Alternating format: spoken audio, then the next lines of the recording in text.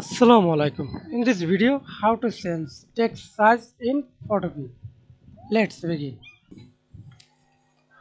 First of all, open your photopea software and type any text.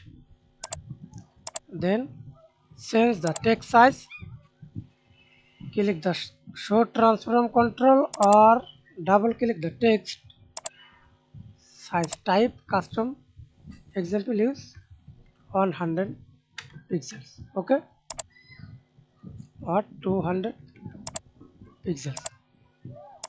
Again double click, change the one text size, single text. Again double click, change text style, find your styles. So this is style. Click and change it.